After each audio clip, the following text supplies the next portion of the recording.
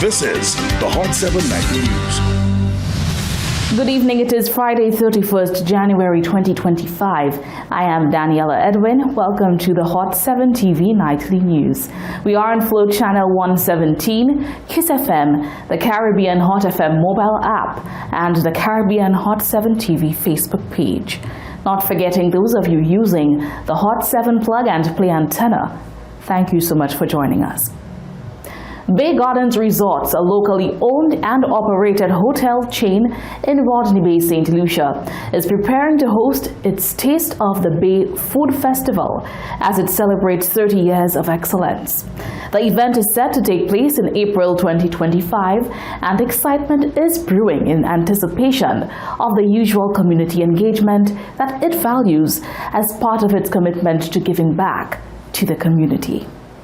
As Bay Gardens Resorts in Rodney Bay, Saint Lucia prepares to host its Taste of the Bay Food Festival this April 2025 as part of its 30 Years of Excellence milestone celebrations, Pauline Francis, the resort's marketing manager, looks forward to amplifying its annual gesture of giving back to its community in appreciation for the locality within which it thrives. Francis explains this year's threefold give-back theme ahead of the upcoming festival. We are known for giving back to the community, but we thought that 30 years was such a significant milestone that was important for us to amplify our contributions to the community.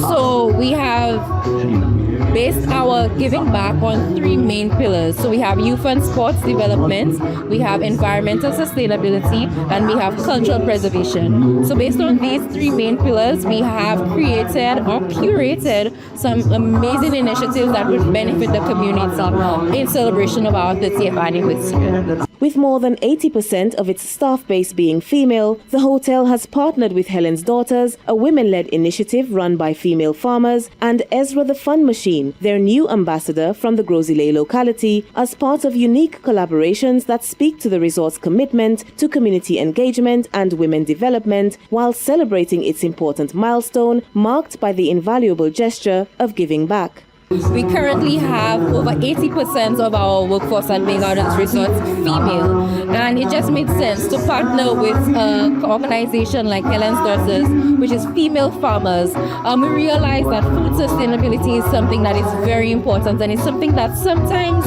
overlooked.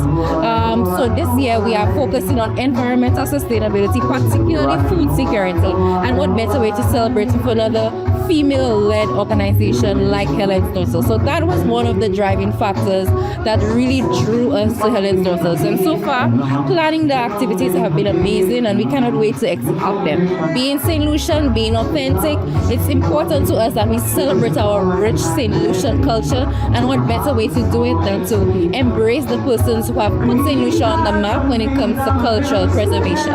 So we thought long and hard on how to choose one ambassador. Finally, we chose Ezra the Fun Machine for a number of reasons. He's from Grosile, we thrive in the community of Grosile, and we just thought that it would have been a great match, and so said, so done.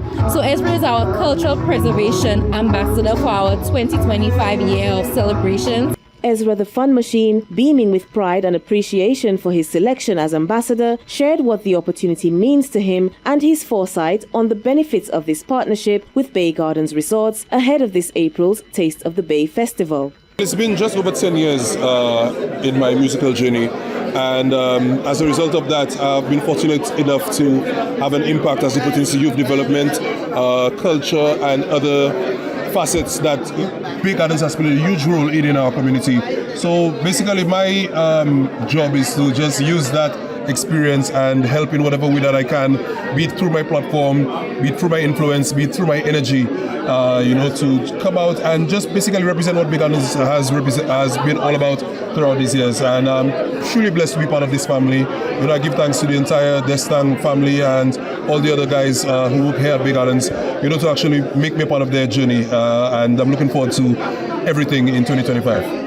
With successful achievement of their 30-year milestone and notable community partnerships, Bay Gardens Resorts continues to make their mark through meaningful contributions to this year's planned festivities. For the Hot 7 TV News, I am Stevana Francis.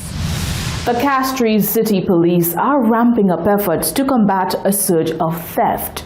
Although there have been several training sessions, new recruits, and more officers on foot, crimes are still being committed.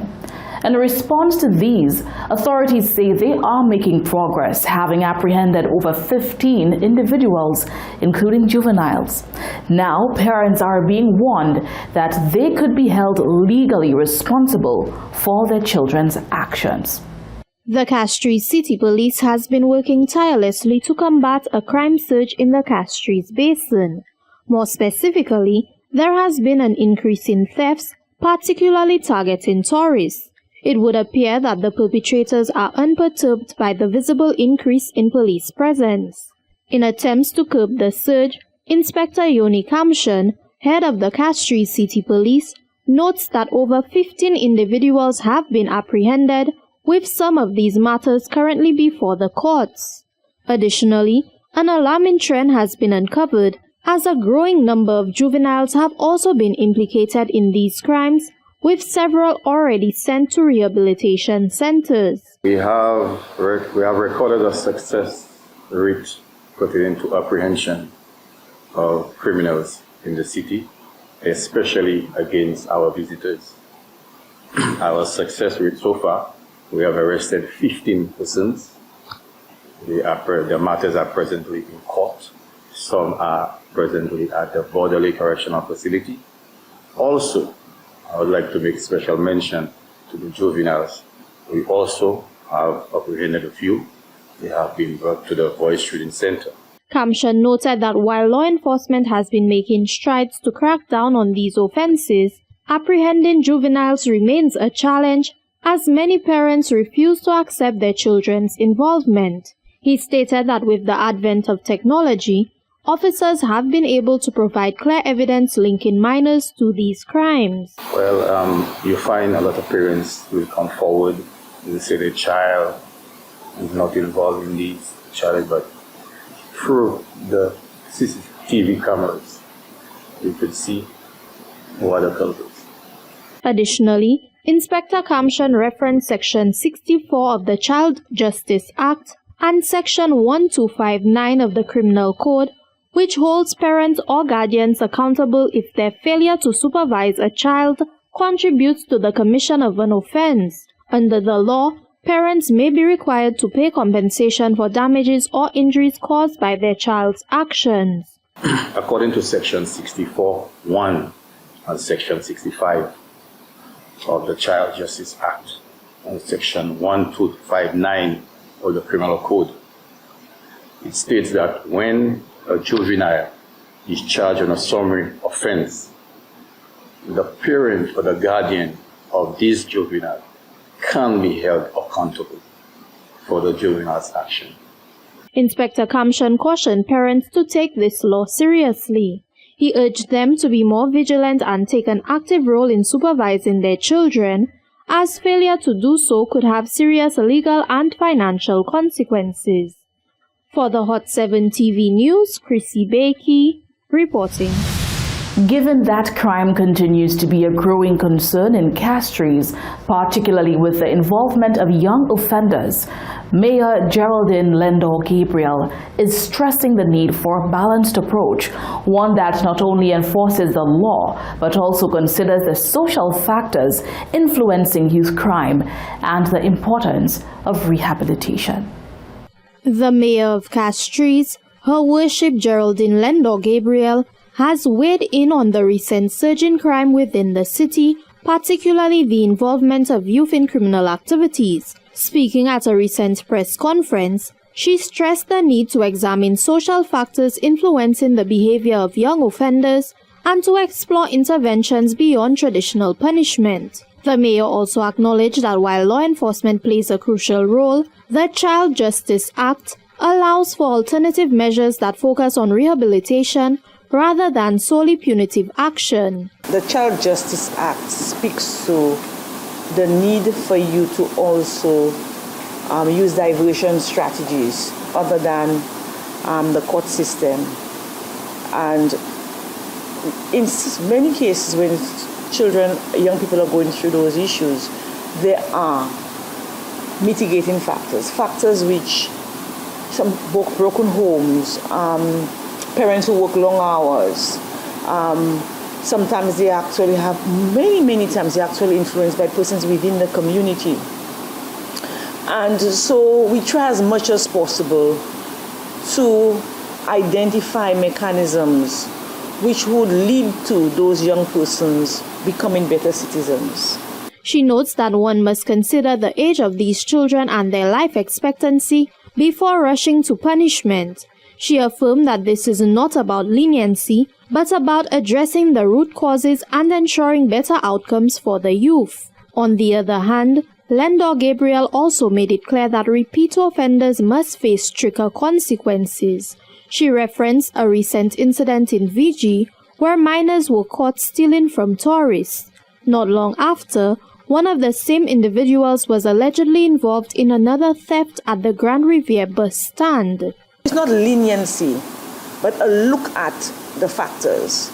And once we as CCC do not get involved in what eventually happens, the extent to which we go before the court seeking maximum penalties and so forth will depend on the situation, and it will also depend on whether that particular person is a first offender or repeat offender. We saw in recent times there was someone who was apprehended, I think, maybe a Monday, and by the Tuesday the police intercepted, and by the Tuesday that person was involved in another action. So we know that that person needs to be removed off the streets and put into a center like the Boys Training Center. Despite the challenges, the mayor assured that efforts are being made to enhance security in the city. She commended the acting police commissioner for providing support to the Castries City Police, which has resulted in increased training, additional equipment, and a stronger police presence. Lendor Gabriel expressed confidence that continued collaboration between city officials and law enforcement will help curb crime and create a safer environment for both residents and visitors.